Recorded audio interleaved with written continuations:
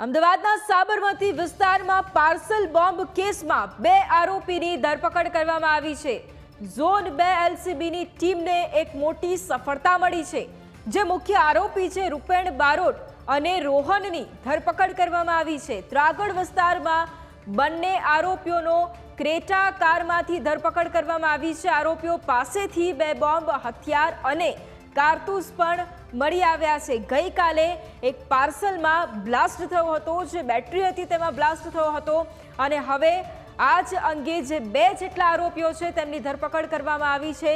Zone 2 એલસીબીની ટીમને સફળતા મળી છે। જે મુખ્ય આરોપી છે રૂપેણ બારોટ, તેની ધરપકડ કરવામાં આવી છે। આ સિવાય જે રોહન નામનો જે વ્યક્તિ છે, જે પણ આરોપી છે, તેની પણ ધરપકડ કરવામાં આવી છે। ત્રાગડ વિસ્તારમાં બંને આરોપીઓ છે કે જેમને ક્રેટા કારમાંથી ઝડપી પાડવામાં આવ્યા હતા, આ બંનેની ધરપકડ કરવામાં આવી છે। સંવાદદાતા મિહિર ફોન લાઈન પર છે। મિહિર, ગઈકાલે જે અમદાવાદના સાબરમતી વિસ્તારમાં પાર્સલમાં બ્લાસ્ટ થયો હતો અને હવે 2 આરોપીની ધરપકડ કરવામાં આવી છે, શું વધુ અપડેટ?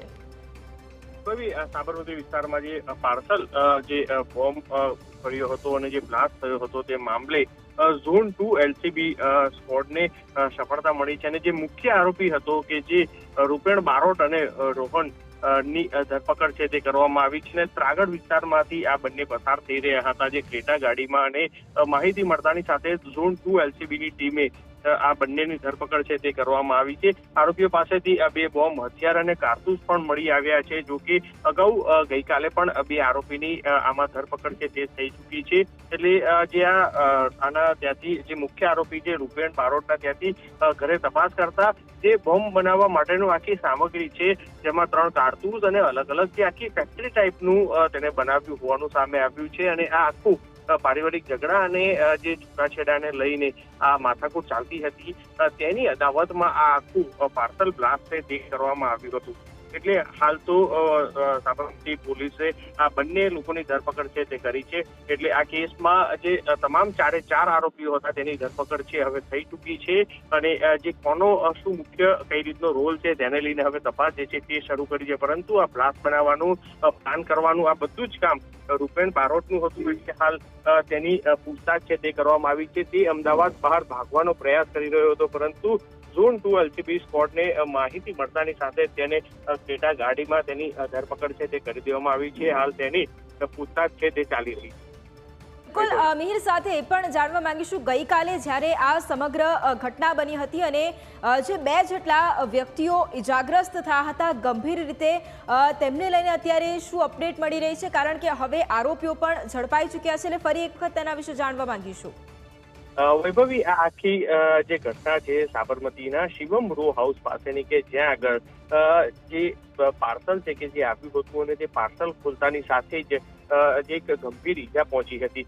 2 લોકોને ગંભીર ઈજા પહોંચી હતી અને તેમને ખાનગી હોસ્પિટલમાં સારવાર અર્થે લઈ જવામાં આવ્યા હતા અને બંને પ્રાથમિક રીતના બોલી શકે તેવી કન્ડિશનમાં ન હતા, પરંતુ તે બાદ સારવાર લેતા જ તે લોકોની પૂછતાછ છે તે કરવામાં આવી હતી અને આખો પારિવારિક ઝઘડો, એટલે કે આ રૂપેણ બારોટની છૂટાછેડાને લઈને આખી અદાવત છે તે અદાવતમાં આ કર્યું હોવાનું સામે આવ્યું હતું। એટલે હાલ આ બંને જે ઈજાગ્રસ્ત છે તે લોકોની અત્યારે હાલ સારવાર છે તે ચાલી રહી છે। તે ગઈકાલ કરતા તેમની તબિયત છે તે પણ સારી છે, પરંતુ આખી અંગત અદાવતમાં આ પાર્સલ બ્લાસ્ટ છે તે કર્યો હોવાનું તપાસમાં સામે આવ્યું છે। એટલે હાલ આ કેસમાં 4 આરોપીની ધરપકડ કરી છે। અન્ય કોઈ કારણ છે કે કેમ, હવે તે દિશામાં પણ તપાસ કરવામાં આવશે, કારણ કે જે પ્રાથમિક તપાસમાં જે સામે આવ્યું હતું અને તે દિશામાં પોલીસે તપાસ કરતા આ 4 આરોપીઓના ઘરે પણ સર્ચ કર્યું હતું, પરંતુ જેમાં રૂપેણ બારોટના ઘરેથી જે ડી કેબિન પાસે સાબરમતી પાસે તેનું ઘર હતું અને તેમાં જે બોમ્બ બનાવવાના તમામ મટીરિયલ છે તે મળી આવે છે, કારણ કે તેની પાસેથી જે 3 દેશી કટ્ટા છે તેના ઘરે અને તેમજ બોમ્બ બનાવવાની અલગ અલગ સામગ્રીઓ છે, જે કેમિકલ છે અને તમામ વસ્તુઓ મળી આવી હતી। એટલે એ ક્યાંથી લાવ્યો અને આખો પ્લાનિંગમાં કોણ સંડોવાયેલું છે તેને લઈને તપાસ કરવામાં આવશે, કારણ કે આ રીતનો બોમ્બ બનાવો એ કોઈ પણ જે ગંભીર કે રીઢા ગુનેગાર હોય કે જે આ રીતના માનસિકતા ધરાવતા ગુનેગારો હોય, તે જ લોકો આવું છે તે કરતા હોય છે। એટલે હાલ તમામની ફરજ છે હવે અત્યારે હાલ કરવામાં આવી રહી છે અને કોઈ સંડોવાય છે કે કેમ। બિલકુલ મિહિર, આભાર તમામ જાણકારી માટે।